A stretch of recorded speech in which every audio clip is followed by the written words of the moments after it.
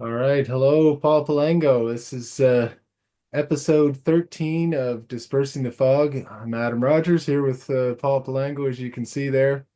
And we're recording this on the last day of May, May 31st, though it will be posted June 1st tomorrow on Sunday at a regular time. So everybody will be watching this Sunday night at 8:30. And Because I won't be available tomorrow. yeah, Paul's in I, transit tomorrow. I'm in transit. I have to go to, or on June 1st, which would be, well, this is um, being broadcast. I have to go to Prince Edward Island and go see Anne of Green Gables. No, not really. I got other things to do in Prince Edward Island.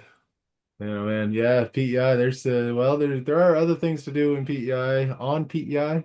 You don't say in PEI, I guess. Then go see Anna Green Gables but you've probably seen that many times already, I guess, Paul. Yeah, PEI, one of the least exciting places in Canada for me. The entire province was the size of my neighborhood in Toronto in Yeah. population. The daring house colors there are off-white and mushroom. Um, it's just a little too bland for me. I was telling there's a thing going on there in a few weeks, and I may end up going and talk to another guy who's not been to PEI. And I said it feels like you're going back in time, right? Especially from the ferry, which hasn't changed since 1984. The same video arcade games, the same breakfast, the same everything. It's it's great in a way. And of course, everybody of a certain age in Canada, because we only had two channels basically, has seen Anne of Green Gables and is familiar with that story. So. Um, there's no avoiding it. But the oysters are damn good there. Actually, that's very true. Yes, if you're into culinary delights, you're in the right spot. So, Paul, it was a good week. Lots of stories to get to, which we will in a minute. I want to fill in a little bit on my week. The little moment there on Thursday where I turned 48. It was my birthday this week, so Happy birthday. I forgot to send you a card. thanks. Birthdays when you were a kid were great because you'd be in school and everybody would know and it was a big deal. And now, when you're an adult, if you're on any social media, especially Facebook, you get inundated with lots of nice messages. And so it's a good way to spend the day. But even better than that, I was coaching a ball game, a junior high ball game on Thursday afternoon. It was unseasonably sunny in Nova Scotia. And it happened to also on that day be windy, which meant no black flies because we are into heavy black fly season here in Nova Scotia. Not sure what the case is across the country, but here it's as soon as the wind stops, they swarm, and there's no avoiding it. Unless you're a ball player, and there's a little trick for people. If you hold your glove up, your leather glove up and away from you, they will swarm the glove and not you. So a little tip for people. But otherwise, this week I had a nice time. Wednesday, there was an event in Wagmatcook at the Gladue Court there, and some grade 5 and 6 students were in to learn about the court system and sentencing circles and healing circles and such things. But I was there to tell them about what it was like to be a lawyer, and so that's always lots of fun. The big thing I ask people, well, do you like to argue, and do you think you're a good arguer? And the hands, of course, all go up. Um, but the funniest thing, Paul, was I like to, I'm trying to see how much do people even know about what a lawyer does, and especially younger ones. And I was like, all right, well, do you watch any TV shows with lawyers? And nobody put up their hand, and somebody's like, I saw one on TikTok. I'm like, oh yeah, do you watch any TV shows? Like, oh man, things are different. So no, that was fun. Good day with the kids there, and they were doing a mock trial after that, and so I helped get them ready for that. So lots of fun. How about yourself, Paul? You've got a new haircut, and I think I know why, because you got a big week coming up. Your book is launching on just 10 days from now, I guess, June 10th. You'll be hitting the bestseller list again. Are you excited for this? Yeah, a little nervous because the book really challenges the RCMP, the government, and all the politicians about what is truth. And you're sort of up against it. You do a book like this, and I went through the entire story along with you and all the others who helped me. And I don't think I really realized till lately how profound it might well be taken because we've sort of dissected everything and shown what really happened, what didn't happen, especially. What didn't happen was what they said happened. And, 22 people were killed, but the details are all sort of fuzzy when you really look at it and I'm putting the story back together in a more sort of cohesive way, in a more honest way. And I think some people are going to see that as threatening or be upset by it, which Well, is not.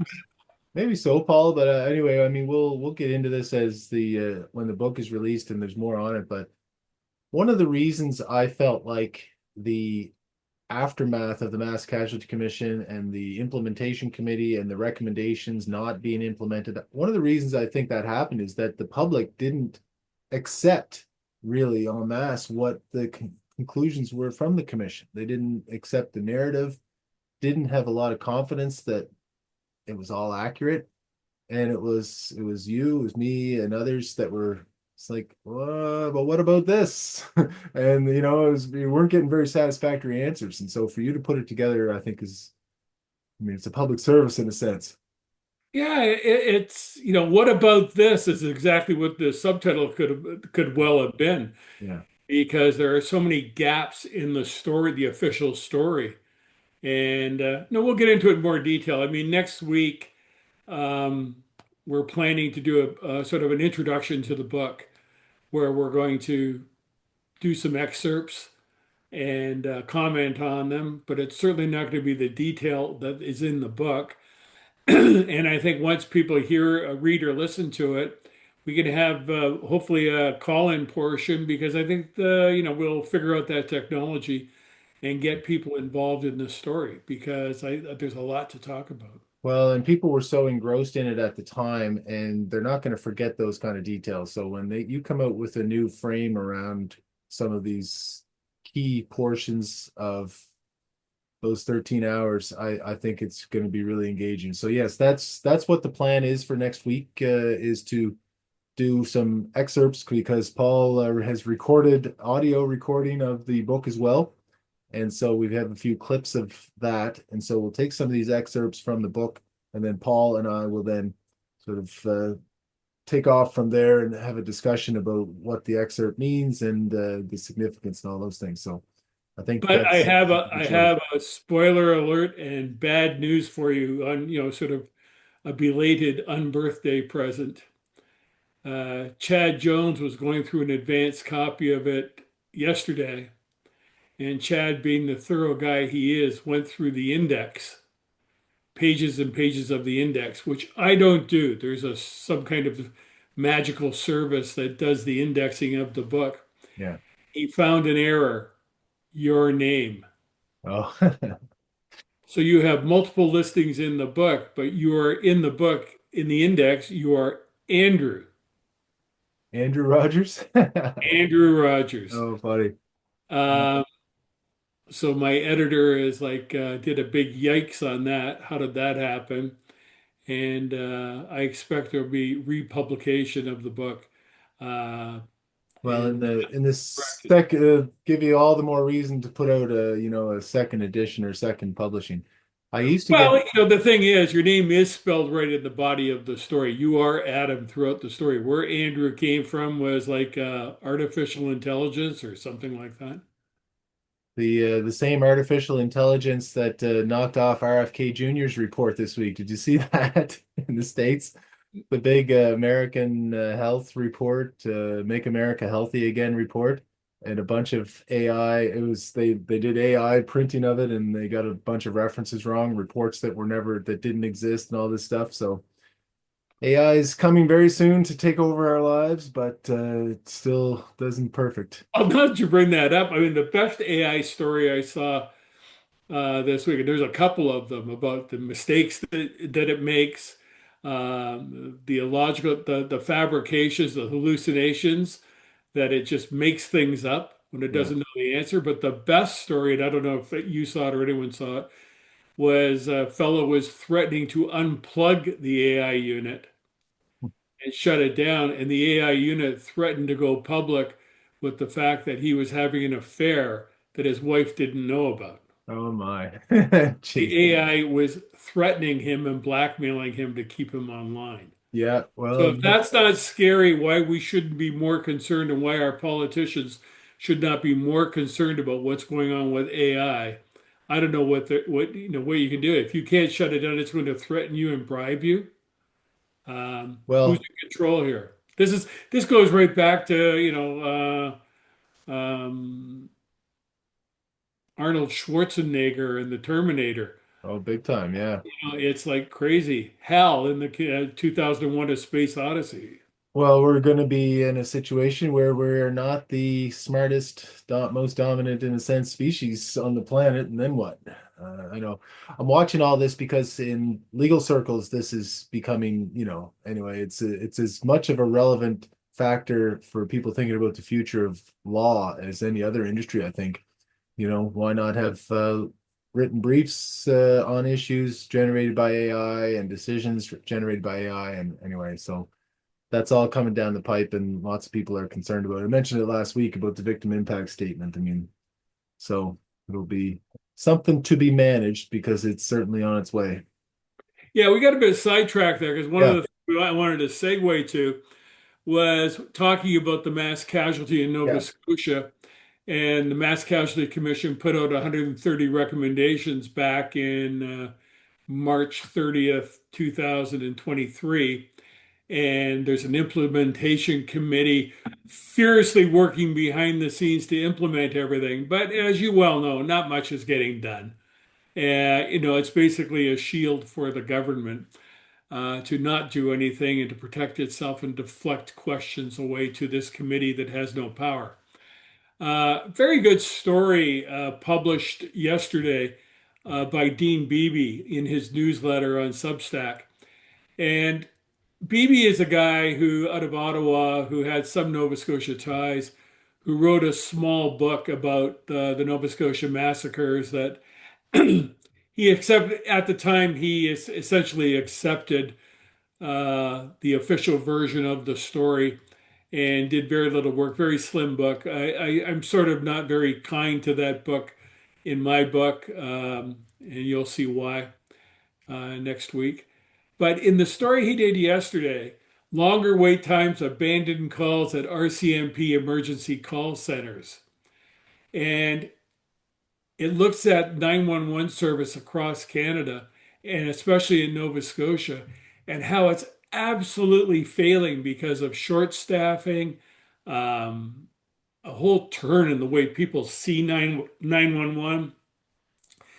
It's just a real eye opener for people who don't want to understand how bad the situation is. I mean, you've just read it too, Adam. yeah, What do yeah. It seems like the job conditions at the 911 center are not great. There's a lot of stress. There's a lot of high expectations. That's one thing I wanted to think about was the high expectations part of it. But yeah, the pay they've recently received a pay increase, and also they have a new call center, like a better space within which to work. And yet it is still the case that the 911 operators, they're short-staffed, they're understaffed, they're not not able to take the call volume. Well, vacancies have doubled since 2017. Meanwhile, like the rest of the RCMP, more staff are taking sick leave, leaving fewer employees to cope with bigger workloads. It's what's going on right across the RCMP. I mean, I had a note the other day that from an RCMP detachment out west, I think it's in Combermere, 16 Mounties are being are assigned to that detachment. The taxpayers are paying for 16. Last week, 10 were off on sick leave. One was pregnant and about to leave on sick leave. Another one was being transferred. They had 4 officers covering this community where 16 are supposed to be there. But is the RCMP giving a rebate, or are they doing it? No, this is endemic right across the country, and it explains why communities are getting rid of the RCMP. Well, you'd think they would want to backfill those other They can't positions so there's backfill it 12 because and there's nobody there. they Yeah, don't have anyone. yeah. I mean, they shut down. They lost the Surrey detachment, which had 1,000, 1,100 officers. And where did those bounties go? Well, a lot of them went into municipal policing Probably and stayed right in Surrey. they just quit or retired because they didn't want to move out of BC. Yeah. So they can't backfill it.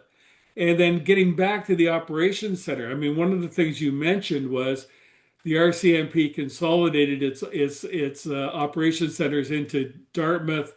They took the one that was in Truro during the mass casualty, Hmm. shut it down, and moved everything to Dartmouth against the best advice of experts. Because experts said you should have redundancy in your system. Plus, you have everything consolidated into that one place. There are no local operations people. Half the time, these people, even though they have maps, answering the phone, have no idea where the situation is or what the land is like, what the layout is. They're completely detached, which makes it more stressful for them and takes it longer for them to handle calls. It means problems in dispatching, especially with all the short staffing and the covering being done in the RCMP. It's a disastrous situation. Politicians don't seem to see that. There's a balancing to this too, Paul, and I've seen some 911 transcripts where the 911 operator seems to be required to obtain just too much detail. I'll say it, more like a considerable amount of detail. Okay, so they need to know where the situation is and what the situation is. But I see them, they're almost like they're the first investigator. Like they're being treated not as, okay, tell me quickly what's happening. I will dispatch the ambulance or the police or fire or whoever needs to go. And now there's a lot of, okay, so who else was in the house? And what's their name? And how do they know that person?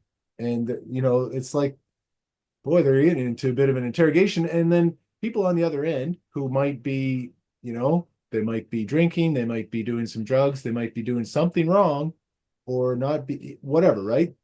But there's an emergency, there's a health emergency, there's some kind of safety emergency. They're trying to convey that to the person, and yet all of a sudden the switch flips and they're like, oh, am I under investigation now? Like, so there's something going on there too that Well, might be like, in the mass casualty, there was that horrific moment where the young Blair child, 12 years old, was calling for help, explaining what was going on, identifying the shooter, Gabriel Wortman, as being dressed as a police officer, driving a police car, and they're asking questions like, "Oh, your mother."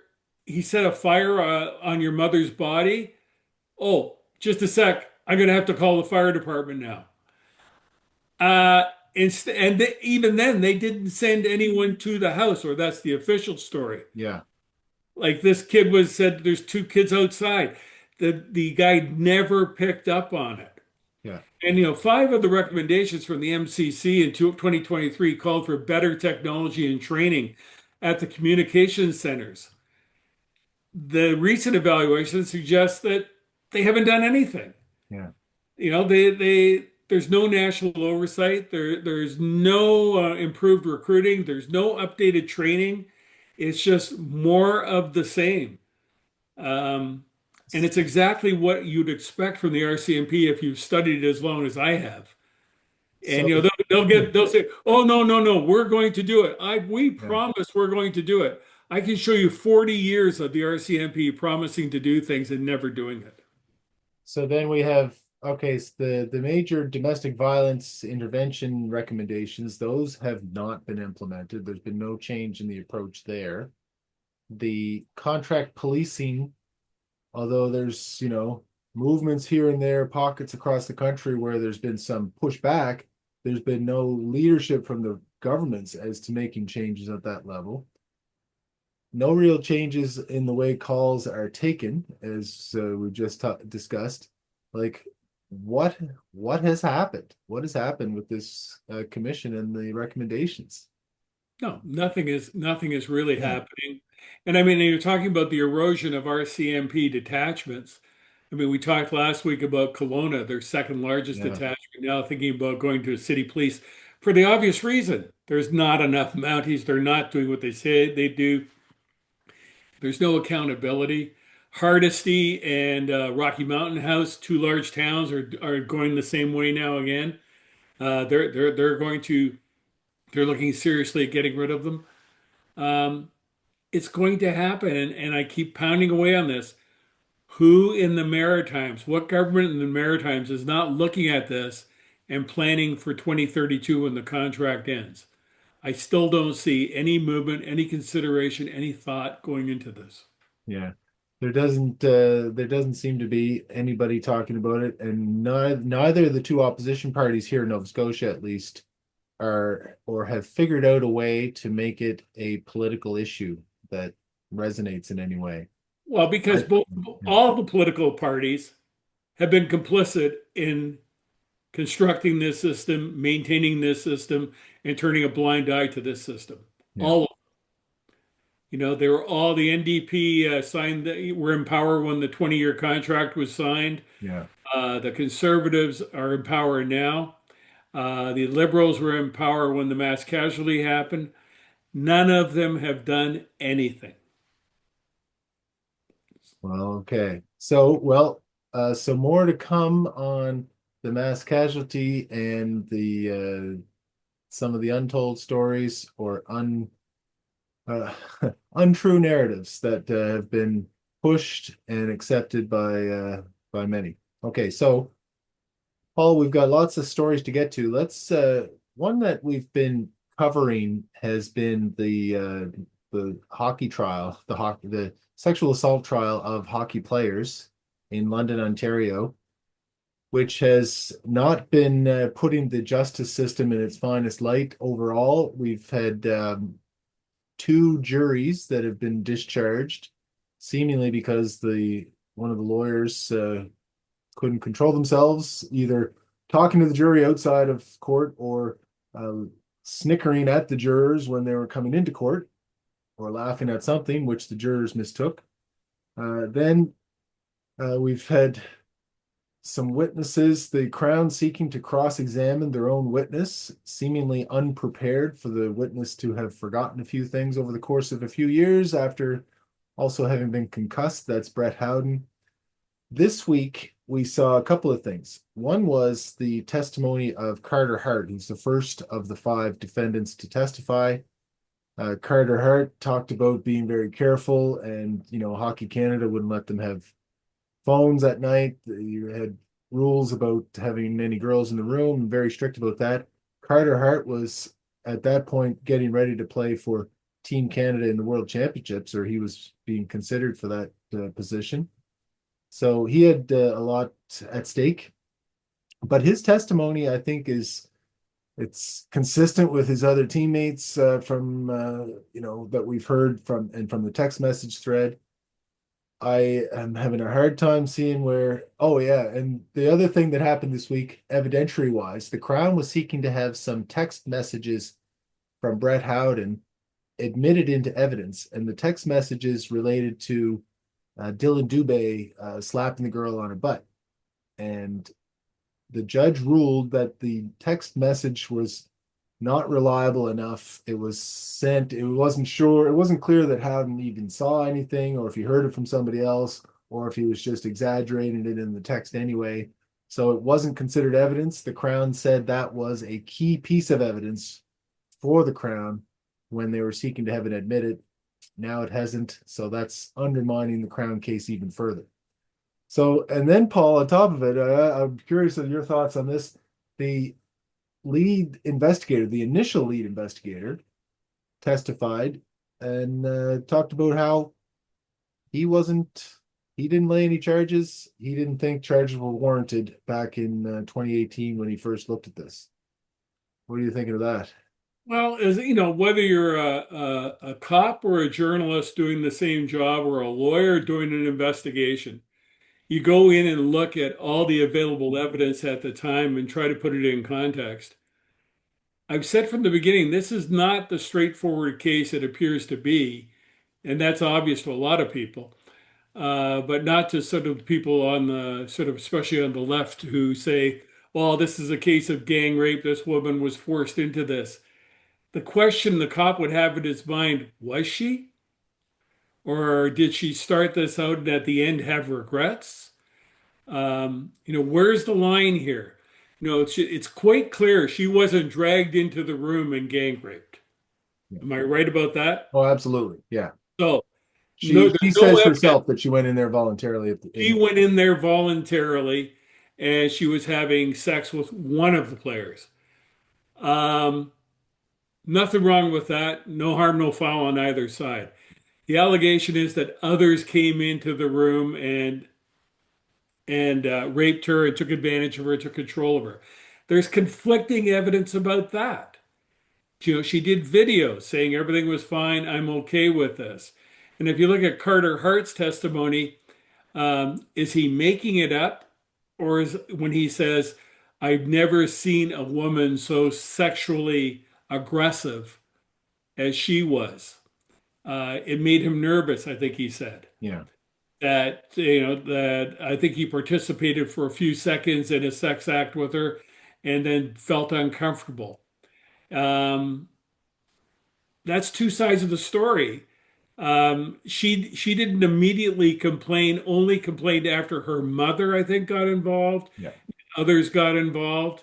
Um, and I've said in the past, I know of women who have been involved in situations like that with a team, a soccer team, and bragged about it. She openly, wanted to have sex and crazy sex with this team and did it. I know of other cases that where women have been gang raped and didn't want it. And in all those cases that I know of, no one was ever prosecuted. No complaint was ever made. I mean, it's very, very difficult for a cop to go into that situation and just lay a charge when there's so much conflicting evidence. It's And I yeah. still stand by it. I'm not sure these guys will ever be convicted of anything. No. Um, I don't think so. Based on the evidence so far, it's going to be very difficult for the judge just to say no, they're all lying. I mean, of course, you would expect teammates if something went wrong to minimize and not collude, but at least coordinate their responses in some way. But this is not that. There's some of that, no doubt. I'm sure that you see some of the text messages. Yeah, of course, people don't want to be named in an investigation. People don't want to get involved, but ultimately, it looks like they have pretty credible stories.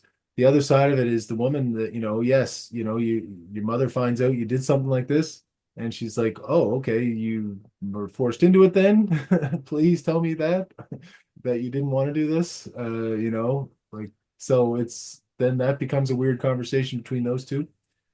The other thing, yeah, the consent video reminds me. I was listening to Bill Maher last night. I think, Paul, we're the only people in North America doing podcasts on legal topics that are not covering the P. Diddy trial. Are you aware of this? Hopefully, only vaguely. I'm aware of it. But anyway, so there's in that case, there was a lot of text messages contemporaneous with the events, where the supposed victim is completely on board with it. She's up for more freak offs and, so sending these messages. And so it's very difficult for somebody on the outside looking in to say, okay, well, why'd you do that then? In this case, she seemed not in any way, it wasn't like a hostage video where she was holding up the newspaper and saying, yes, please, I'm safe here. It was, hey, come on, guys, you're so paranoid, like she was like, why are you even bothering with this? But yeah, sure, of course I can This send is the it. London case you're talking about, Yeah, not the London case. Yeah, sorry, not the P. Diddy. I do. yeah, I've, sort of I've stayed away from the coverage of that because it looks like such a circus, but But that's exactly the point. When she's saying you guys are being paranoid, the things she said in those interviews do not appear to be coerced in any way to me. And, and I've spent a lot longer than you interviewing people and deciding, if they're telling the truth or not telling the truth. And, I've been mostly right. I had a few questions where, a few times where, I could have done a little better. Evaluated the situation. But, I've gotten better over the years being able to tell people who are telling the truth and people who are lying. Yeah. Because the more questions you ask, and you look at the situations and the context of the situations and everyone else involved in the situation and what they say, how they say it, um, it sort of resonates. Usually, when I'm having a shower the next day, and I can see all the stuff plays in my head, and it's like I see what the story is. Yeah. Well, need a moment where you're not thinking about anything else. Yeah. Well, so interesting there. So this week, coming up on that trial, Paul, is a decision by the other four defendants as to whether they're going to call any evidence. Uh, Probably don't have to at this point in order to secure an acquittal, but certainly if it was a jury trial still, and you were one of their lawyers, you'd be like, yeah, you better get up on the stand and say what say what you did or didn't do, just to have the jury see you say it, right? But um, Well, what comes down to, too, I just thought of this. I mean, it's really a commentary, whatever happens at the end, the rule of law over the rule of politics. And, you know, is the judge going to go with the rule of law or the rule of politics on this? There's a lot of pressure to bring a conviction because of, the all the recent history of sexual violence and politics and domestic violence cases brought largely from the left. And the rule of law, which says you've got to go by the book and we have a rules-based society. Is this going to be come down to the rule of law? And there could be a conviction under the rule of law, but it needs to be explained. yeah, Or is the judge going to say, well, we've got to believe her because she made a claim eventually, and we have to believe her. That's the rule of politics. yeah, that is, and and hockey was on trial here too, apparently. Not sure how much the Crown got into that or is using that. That was the media narrative in a way before this all started. Not sure hockey's coming out too bad, really. I don't know, but that's a bigger judgment to make. Okay, so that's that. We'll watch for this week to see if any of the defendants call evidence. If they don't, then really it'll just be closing arguments coming probably early in the week, maybe not Monday, but probably Tuesday. I would expect to hear closing arguments from all the parties. And okay, Paul, so let's move along to another story. Um, you want to go to the New Brunswick case or Sure, to go the ahead. what's that? Yeah, all right. So this was this involves an RCMP officer who is facing drug charges. Don't know a lot about well, we know some about the drug charges. Allegedly took evidence out of an evidence locker. Okay, so that's relevant because there was another. So this same officer was involved as a source handler on another case where three individuals were arrested at the Fredericton airport in November of 2023. And the one of the lawyers for one of the three are asking the Crown in that case to reveal more information about an anonymous source that apparently led to their arrest. Not uncommon, of course, as people would know, for officers to use anonymous sources in drafting an information to obtain a search warrant.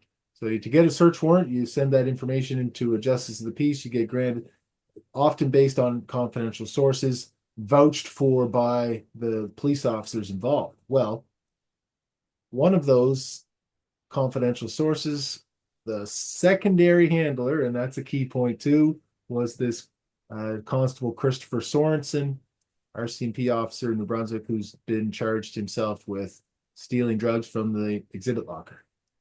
Okay, so it's not unusual for a defense lawyer to try to get more. So when there's a confidential source information in a search warrant, their any name, anything that might identify them gets blacked out.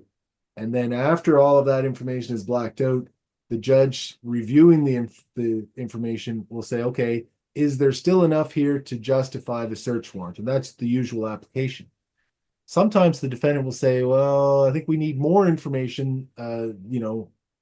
That's too much has been blacked out, and apply to learn more about the source. And so that's what's been happening here. First of all, Paul, does it surprise you to see an RCMP officer being charged under those circumstances with the drug locker thing? Well, you should be surprised that it's happening, especially after there are previous cases in Nova Scotia and New Brunswick, especially Nova Scotia, of officers involved in a very similar situation, taking drugs from evidence lockers and being locked up. You think they would have had systems in place now to prevent that from happening. Yeah. But I mean, even in Halifax, the Halifax Regional Police, we talked about this several months ago. They had the locker, evidence locker has been wide open. There's no cameras. They have dummy cameras there to protect it. Officers know that they're fake, and they're going in there taking out munitions and to go shooting on the weekend, taking drugs out, money out. This has been going on. These allegations have been going on from the inside in Halifax. Yeah. RCMP has this problem almost everywhere. They seem to have loose controls over their own officers. And then it gets into the whole loosey-goosey nature of the informants. Yeah. Every drug case, no drug cases are mounted these days without an informant in hand or two. So And then there's one, there's a source handler, and then another a sub handler. There are people in the loop. Not everyone's in the loop. There's a few people, and they run everything, and it could run right into the ground. I would argue, much like it happened in Nova Scotia before the massacres, that it's all sort of done at a distance. There's not enough oversight, and they overuse these handlers, overuse the informants. Things go bad. you're always, as a lawyer, looking at these informants' descriptions, and oh, either they're motivated by money or they're motivated by making their community a better place. Okay. And then there's always, okay, how many times has their information led to arrests? Well, that's one thing. How many times has it led to a conviction? That's a very different question, and a much, if a source has given information has led to convictions, well, that's generally seen as a pretty good source. Okay, so there's a couple of things that I think are happening here. One, on the defense side. So anytime you press for more information on a source, on a confidential source, the Crown has a problem because they've already figured out how much they think they can release. And if more information gets released that might tend to reveal the name of the source, the Crown obligation in that case is to drop the charge rather than have a source be exposed. And so as the defense side, you say, okay, if I win an application that requires them to give me more information, instead of, okay, I get the information and do better in the case, the result the defense lawyer is expecting here is Crown will drop the charge because they don't want to reveal the source, the identity of the source. So that's probably the defendant's strategy in this case. I mean, they did find crystal meth when they did the search. So this is probably their best opportunity to actually get off on the case. So that's probably what's going on there. But here's the other side, Paul. So the officer was the secondary source handler. And that's key because I think what the defense lawyer is trying to suggest is, okay, here we have an officer who's been accused of stealing drugs from the locker. And here he is trying to arrest people who have drugs. Okay, well, even if the charges get thrown out, those drugs are still going to be in the police locker. And maybe the officer is going to say, oh, well, it was, yeah, maybe they seize 100 grams of Coke and he writes down that they seized 80 grams of Coke and takes the 20 himself and off he goes, right? So I think that's what the defense is trying to suggest is the risk here. But where there's a primary source handler, then that officer will be able to say, no, no, the source is definitely not this other officer or somebody that's, I think there's some protection there. So I don't think the application is going to be successful, but it's interesting that this officer is involved in it because I think it's a legitimate issue. And I see, and what's going on, I've been following because of another project I'm working on in New Brunswick, following cases there, major drug cases and murder cases, and how many times this issue comes up of challenging informants and cases being stalled because of the informants. And there seems to be a playbook there that's being used to extract information about informants to, as you suggest, delay or have cases thrown out. And it seems to be a very successful strategy because cases that seem to be obvious from the beginning are getting bargained down to basically a kiss. And you have to wonder, why is this happening? And why is it happening so often in New Brunswick? This seems to be another one that fits that pattern.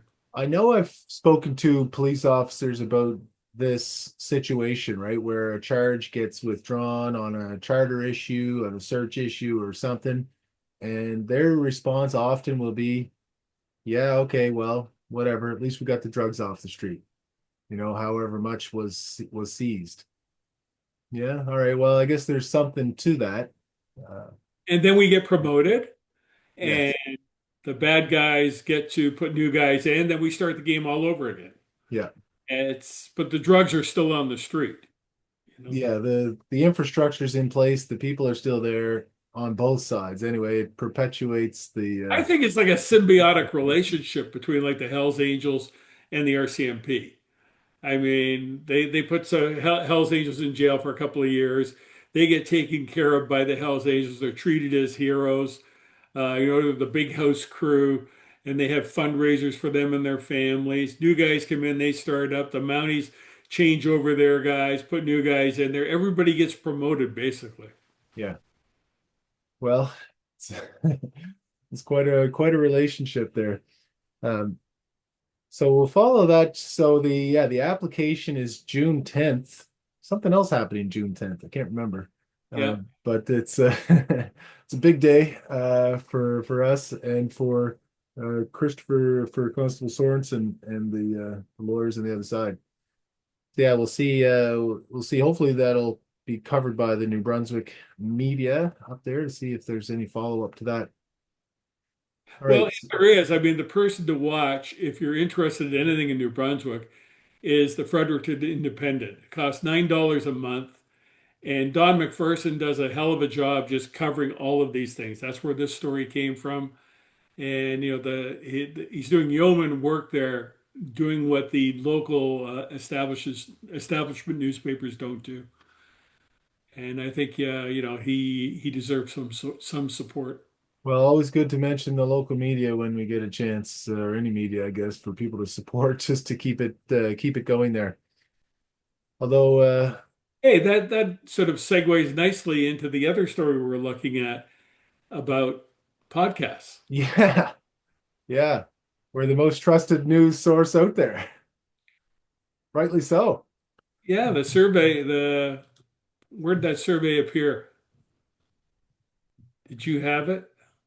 I don't, but I remember. So, as you're looking for the basic thrust of it all is that you know Washington Post. Washington Post. That's what I thought it was. So, okay, so the people are still watching the news. They're still sort of reading papers, but not as much. But they're getting their trusted news from podcast sources, and everybody's doing a podcast. I listen to different ones on political and legal topics, some sports, but you know, you get people that you know and can trust, and that's your source, and you can listen to it in the car on the commute to work or when you're, out for a walk or doing the dishes. And so it gives you a chance to get news when. So I'd be curious to hear from people listening some of the other podcasts they listen to. I get suggestions all the time of ones I should, personally only has so many hours in the day to listen to things, but it's there's lots of good ones out there. Well, this is the article yesterday in the Washington Post, an opinion piece by Philip Bump, and he's looking at new polling from YouGov, which is a respectable polling organization.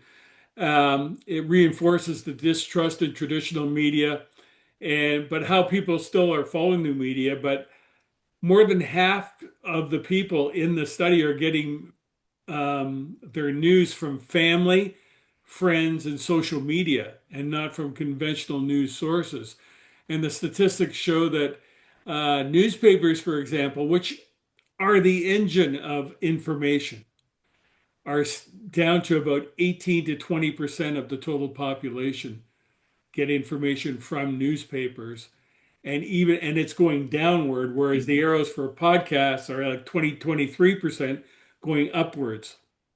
And one of the reasons for this, I think that you're getting discussion in detail, in depth, and not being filtered to political biases, well, unless you're listening to people out there on the far right or the far left. Yeah. Sensible people like us But actually. people that do that, Paul, they know what they're getting. They know that this is a source from my side of the spectrum, and they get reinforced that way. But you get a voice that you can trust, somebody that is going to tell it to you straight, and it's not some corporate agenda with a news media organization that might be owned by the people that have interests in some of the stories involved. All of those things that are connected, and you kind of mistrust.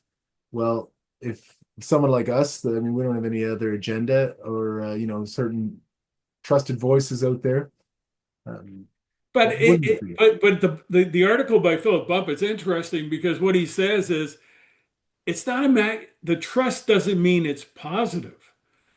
He said some sources of information are not only unreliable, but their listeners know they're unreliable and don't care. Yeah, So it's essentially the WWF format of wrestling, the wrestling mentality brought to news. You know it's fake. It's all made up, like a lot of reality TV. You know it's not real, but you love it and you believe in it. And so you have podcasters out there and like some of the news outlets that are essentially wrestling. yeah. But people love it because it's entertaining. It's not factual. And that's one of the dilemmas. Trump has tapped into that. The people who don't care if it's true, as long as it's entertaining. And those are the most dangerous people we have now to deal with because facts don't matter to them. It's so funny, Paul. I just got a book a couple of weeks ago, a collection of short stories by David Foster Wallace, who wrote Infinite Jest. And one of his essays was about talk radio. And this was in the late 90s. He was writing this in the US. And that was part of it. It's like it's your community, and it's like the pro wrestling approach to fandom, almost in these talk radio hosts, which were essentially what podcasts are now. I know somebody that can talk for a long stretch of time with in depth on a topic. And stick to the story, Yeah, whatever that crazy story might be. yeah. Well, we're not too crazy here. We got a few, so we got time for a couple more stories, Paul. One, I thought you'd enjoy this one because it harkens back to one of our old friends from their news from back in the mass casualty. The former head of the Serious Incident Response Team, now Judge Alonzo Wright, had a decision last year on a strip search case out of Halifax. Dante Cromwell is the defendant, and it was overturned this week by the Court of Appeal. So I'll set it up a little bit. This was April 2023, April 16th, 2023. There was a 911 call of a road rage incident in HRM.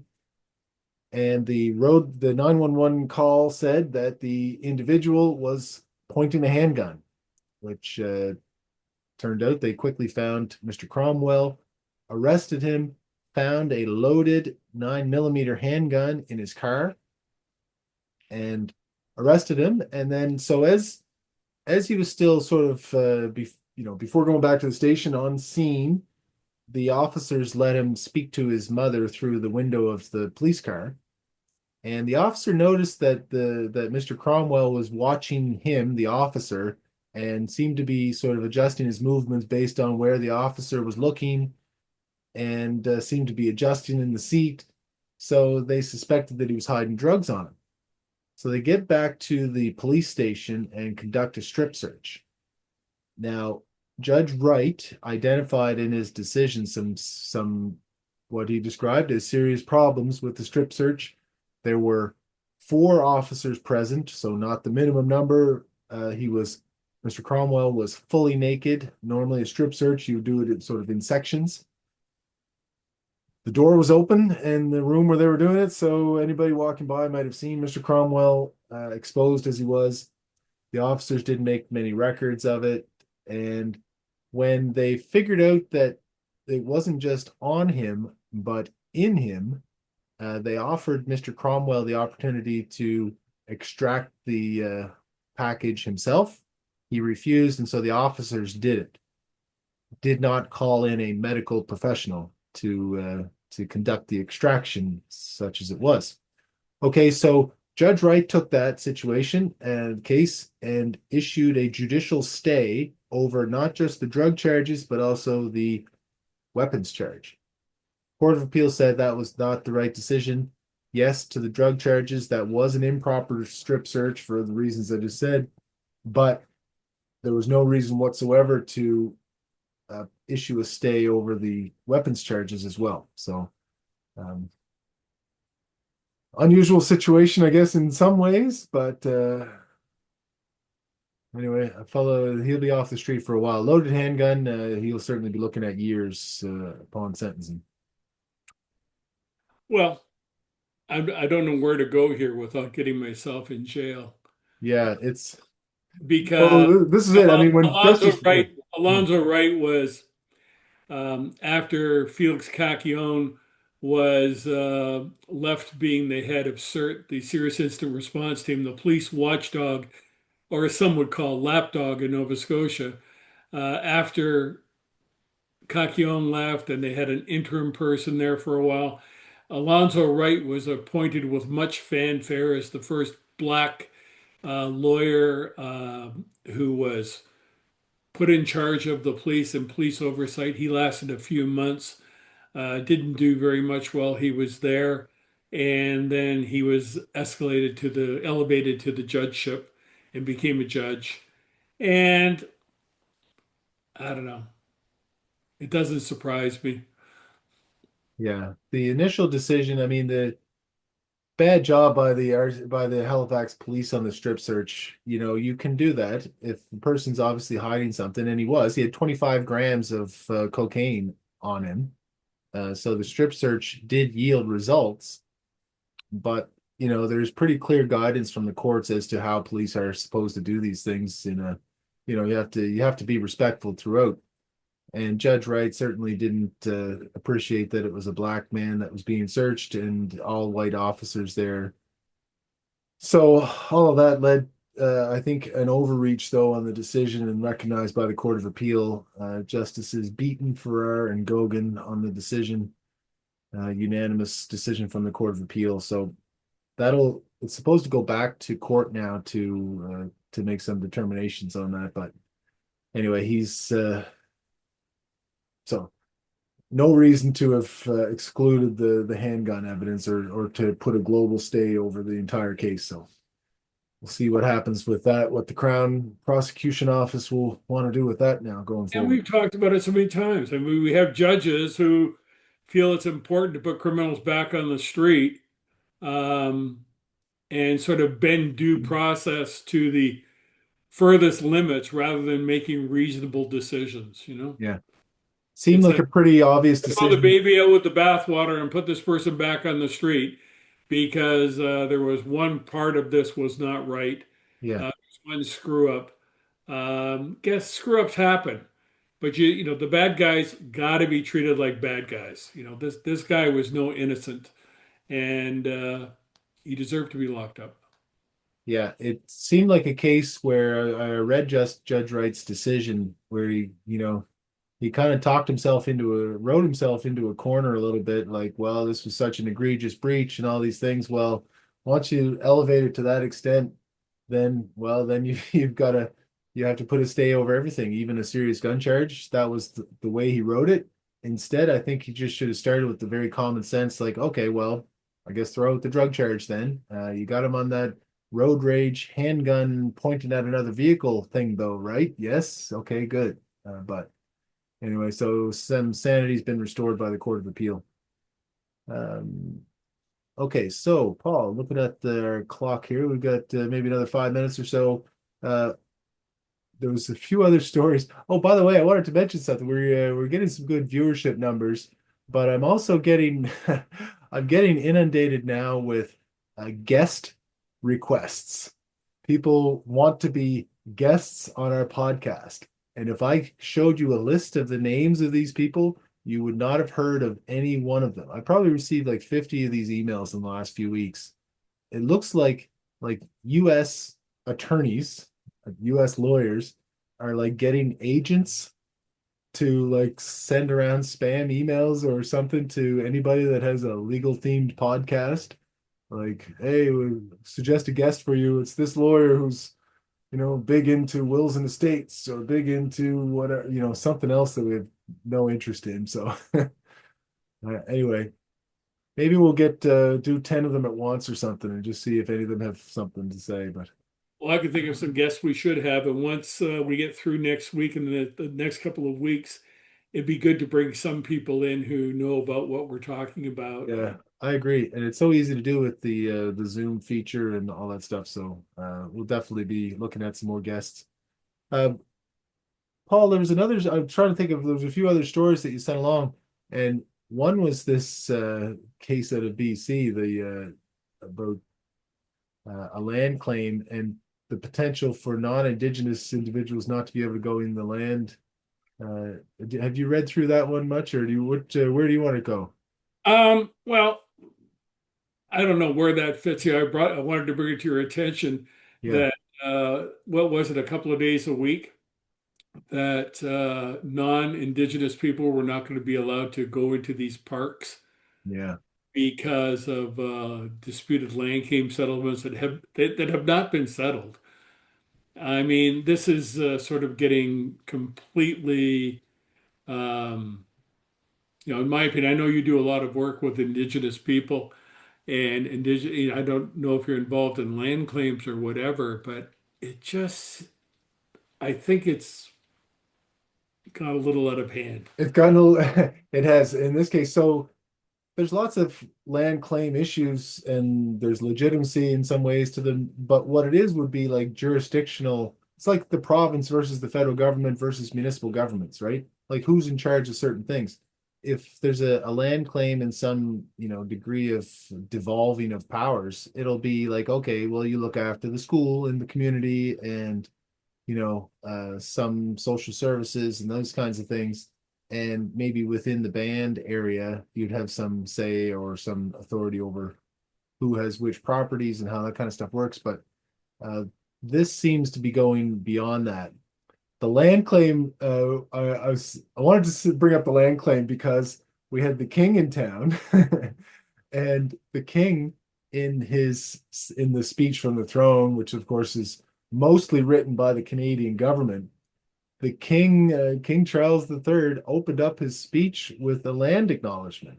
Did you hear that? Like what a weird. It was just from his perspective, from the King of England, the King of Canada, the colonizer of all colonizers, to say I should have the exact phrasing, but his first line was, "We acknowledge we're on the unceded territory, the Anishinaabe people." And second, then this is a symbol of our shared heritage, our shared history.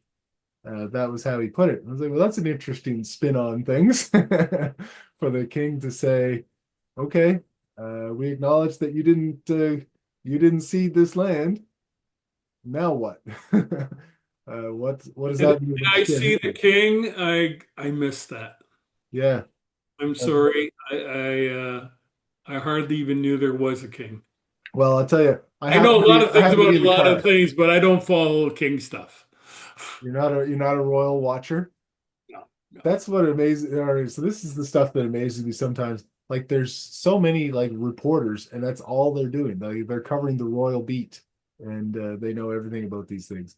But yeah, so the King of England, King of Canada, acknowledged that the Anishinaabe people did not cede the territory around Ottawa. So I don't know what's gonna. There might be some fallout from that. We'll see.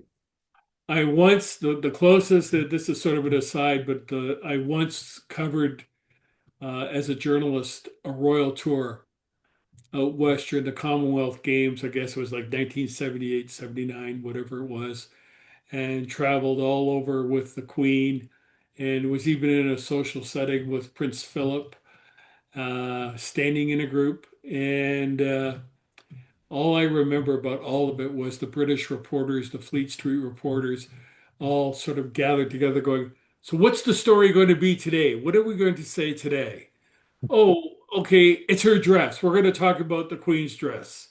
Uh, I thought it was all sort of a bit of a fraud. Wow. And sort of 9 days of flying around to obscure places in Western Canada, seeing the the first spaceship landing facility, looking for UFO landing facility. I think it was in St. Paul.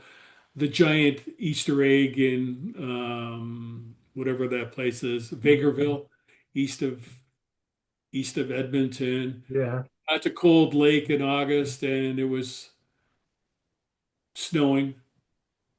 I think it was July, not August, July. It's snowing, and I thought this is a crazy view of the country, but flew around, did all that stuff.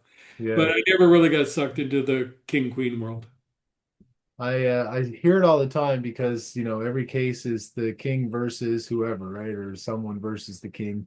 And the king's picture is now in every courtroom. It used to be the queen with a little black band across the corner. Now King Charles is finally has his official portrait everywhere at least. So he's the real king. It's hard to think of that Next sometimes. time, next time I'm in a courtroom, I'll say hi. Yeah, there you go. So Paul, that's great for this week. We had lots of great stories. Next week, like I said to people, it's going to be focused on some excerpts from Paul's book, and we're going to talk about those excerpts and get them to you a little sneak preview. And people are going to want to buy the book after listening to our show. I hope. Or they might want the audio because, Well, yeah, as I said, Random House said, you have a future in audio, in voiceover. And I said, I wish I had a past. it's a great. It's what a great work, great career if you had it. Like so, we talked about podcasts and the popularity of it. Like an audio book is just like a multi-episode podcast in a way. That's how people could think of it. So get it that way and listen to it on your commute to get through it in a couple of weeks. And the point about the audiobook is that reading it word for word over, what did it take, 50 or 60 hours to read the book? I understood the story better than when I wrote it. Yeah, Like I just word for word on the emphasis. And I thought, this isn't a bad story. I mean, when I was writing it, it was so, I know, so pressure packed, and there was so much to absorb and to condense and to make intelligible. But after sitting back all this time and then reading it, I thought, not bad, Paul.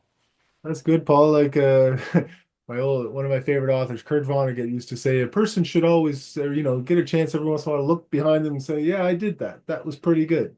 You know, so so good on you. All right, so I can't wait to Good. read it and for the public to see it as well and get some awesome reactions to it. So I'll see you next week. Here it is let's take a look. again.